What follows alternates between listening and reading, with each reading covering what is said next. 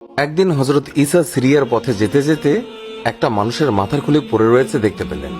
সেই খুলিটার সঙ্গে কথা বলার জন্য তার খেয়াল হলো। তিনি তখনই খোদার দরগায় আরজ করলেন, হে প্রভু, আমাকে এই খুলির সঙ্গে কথা বলার শক্তি দাও। খোদা তার প্রার্থনা মঞ্জুর করলেন। হযরত ঈসা খুলিকে বললেন, হে অপরিচিত কঙ্কাল, তোমাকে যেই কথা জিজ্ঞাসা করব তার ঠিক ঠিক উত্তর দাও। বলার সঙ্গে সঙ্গে ঈসা শুনতে পেলেন পরিষ্কার ভাষায় সেই খুলি কালেমা শাহাদাত পাঠ করল। ঈসা জিজ্ঞাসা করলেন, তুমি পুরুষ না স্ত্রী?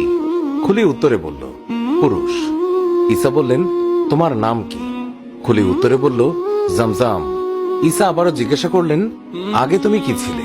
খুলি উত্তরে বলল, আমি বাদশাহ ছিলাম। ঈসা বললেন, বটে, তোমার জীবনে কি কি কাজ করেছিলে?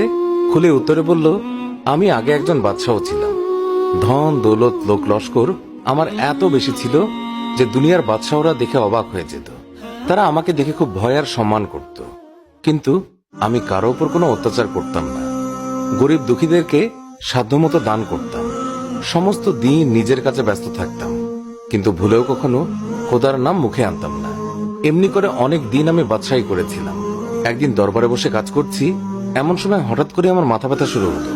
মাথা ব্যথা ক্রমেই বাড়তে লাগলো, কিন্তু যন্ত্রণা ক্রমেই অসহ্য হয়ে উঠল। যেখানে যত বড় হেকিম ছিল, চিকিৎসার জন্য তাদের সকলকে ডাকা হলো, কিন্তু কিছুতেই কিছু হলো না।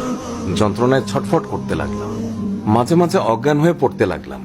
এমন সময় হঠাৎ করেই একটা আওয়াজ আমার কানে ঢুকলো। কেউ যেন চিৎকার করে বলছে, জমজমের প্রাণ বের করে দোজখে ফেলে দাও। আর সঙ্গে সঙ্গে এক বিকট মূর্তি আমার সামনে এসে দাঁড়ালো। উহ, কি ভীষণ তার চেহারা! দেখে আমি অজ্ঞান হয়ে পড়লাম। তারপর কি হলো আমার মনে নেই। যখন জ্ঞান ফিরে এলো তখন দেখলাম প্রাণ নিয়ে যাওয়ার জন্য আজরাইল একা আসেনি, তার সঙ্গে আরো অনেক ফেরেশতা এসেছে। কারো হাতে লোহার ডান্ডা, কারো হাতে শিক, কারো হাতে খোলা তলোয়ার। সমস্তই আগুনে পোড়ানো জবা ফুলের মতো রাঙা। তারা সেই সব দিয়ে আমাকে খোঁচা এবং সেঁকা দিতে লাগলো। আমি যন্ত্রণায় চিৎকার করে বলতে লাগলাম, ওগো, তোমরা খুঁচিয়ে খুঁচিয়ে আমায় মেরো না, আমায় ছেড়ে দাও। আমার ভান্ডারে যত ধন দৌলত হীরা জহরত আছে সব তোমাদেরকে দেব। এই কথা শুনে তাদের মাঝে একজন লোহার মতো শক্ত হাতে আমার গালে একটা চাপড় দিয়ে বলল, রে নাদান, খোদা কারো ধন দৌলতের পরোয়া করে না। যন্ত্রণায় অস্থির হয়ে কাতরভাবে মিনতি করে বললাম, ওগো, তোমরা আমায় ছেড়ে দাও। তার বদলে আমার বংশের প্রত্যেককে আমি খোদার নামে কোরবানি করব। এই বলে তাদের দয়ার ভিখিরি হয়ে কাতর নয়নে তাদের দিকে চেয়ে রইলাম। তারা দাঁত কর্মর করে ধমক দিয়ে বলল, রে বেয়াদব, খোদা কি ঘুষখোর? আজরাইল তখন ফেরেশতাদেরকে বললেন, আর দেরি করো না, এখন এর প্রাণ বের করে দোজখে ফেলে দাও। আর তারপর তারা আমার প্রাণ বের করে নিয়ে গেল। তারপর কি হলো তা জানার ক্ষমতা আমার রইল না। হঠাৎ করে মনে হলো আমার জ্ঞান ফিরে এসেছে। চোখ খুললাম, আমি কোথায় আছি প্রথমে বুঝতেই পারলাম না। অন্ধকার, চারিদিকে ঘন অন্ধকার, আলো নেই, বাতাসও নেই। এই অবস্থা আমার অসহ্য হয়ে উঠল। ক্রমেই বুঝতে পারলাম যে আমাকে কবর দেওয়া হয়েছে, আর সেই কবরের মাঝে যেন হাজার ফেরেশতা একসঙ্গে চিৎকার করে বলছে, রে নাদান, আমরা তোর প্রাণ বের করে নিয়ে গিয়েছিলাম, পুনরায় তোর দেহে প্রাণ দিয়েছি। এখন এই কাফনের ওপর লেখ, দুনিয়ায় কি কি কাজ করেছিস। জীবনের প্রথম থেকে শেষ পর্যন্ত যা যা করেছি সব আমার মনে স্পষ্ট জাগতে লাগলো। আমি এক এক করে অল্প সময়ের মধ্যে সব লিখে ফেললাম। তারপর ফেরেশতারা ভয়ঙ্কর গর্জন করে আমাকে জিজ্ঞাসা করলেন, বল, তোর খোদা কি? আমি ভয়ে ভয়ে উত্তর করলাম, তোমরাই আমার খোদা, আমি অন্য খোদা জানি না, তোমরা আমাকে রক্ষা করো। এই কথা শুনে তারা ভয়ানক রেগে গেল। লোহার ডান্ডা দিয়ে আমাকে বেদম প্রহার আরম্ভ করল। তারপর মনে হতে লাগলো কবরের মাটি চারিদিক থেকে যেন আমাকে পিষে ফেলার চেষ্টা করছে। ক্রমেই আমার দম বন্ধ হয়ে আসতে লাগলো। মাটি চিৎকার করে বলতে লাগলো, রে বেঈমান, শত শত বৎসর আমার পিঠের উপরে বাদশাহী করে কত অত্যাচার করেছিস আর খোদার নাফরমানি করেছিস, তাই এটাই তোর শাস্তি।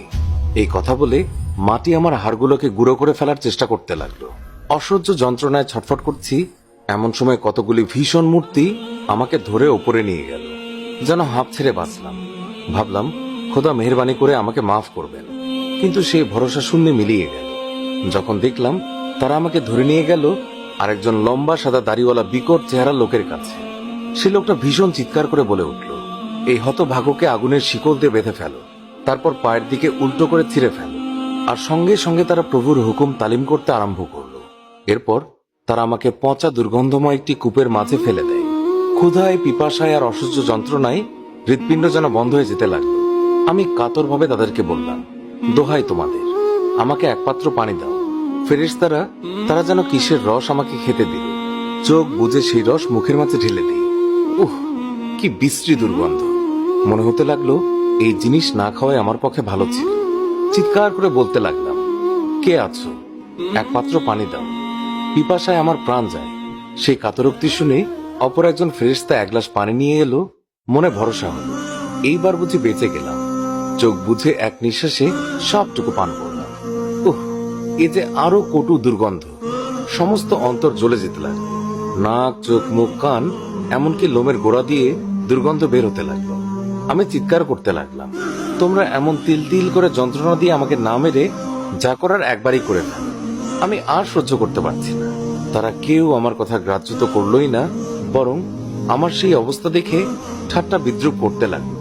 আমি যতই যন্ত্রণায় চিৎকার করি, ততই তারা হো হো করে হাসতে লাগলো। কিছুক্ষণ পরে একজন ভীষণ দর্শন ব্যক্তি আমার সম্মুখে এসে দাঁড়ালো। তার ভয়ঙ্কর আকৃতি দেখে আমার বুক শুকিয়ে গেল। তার বিষ মাখানোর লম্বা নখে আমাকে গেঁথে শূন্যের শুকরাত নামে এক পাহাড়ে নিয়ে এলো। সেই পাহাড়ে 7টি কূপ। প্রত্যেক কূপ থেকে বিষাক্ত গরম ধোঁয়া বের হচ্ছে। প্রত্যেক কূপে হাজার হাজার বিষাক্ত সাপ এবং বিছা পরস্পর কামড়াকামড়ি করছে, আর তাদের মুখের বিষ নিঃশ্বাসে এই ধূম্র নির্গত হচ্ছে।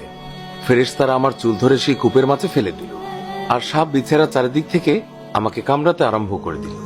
জ্বালায় চিৎকার করতে লাগলাম। তারপর তারা আমাকে এক পুকুরের কাছে নিয়ে গেল। সেই পুকুরে পানি নেই, শুধুই পুঁজ, রক্ত আর বিষে ভরা সেই পুকুর। আমার চুল ধরে সেই পুকুরের মাঝে জোর করে আমাকে ডুবিয়ে রাখলো। যতই উপরে ওঠার চেষ্টা করি, ততই তারা আমাকে জোর করে চেপে ধরে রাখে।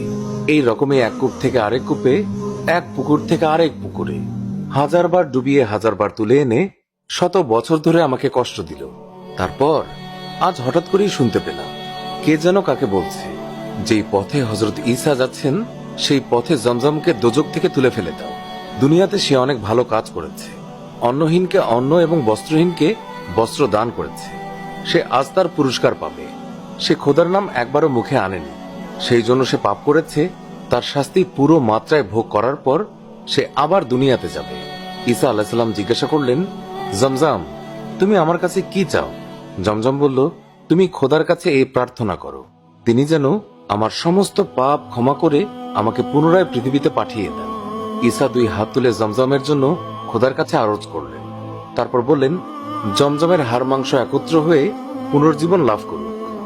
বলতে না বলতে একটি সুদর্শন যুবক মাটি থেকে দাঁড়িয়ে হযরত ঈসাকে সালাম করল, আসসালামু আলাইকুম।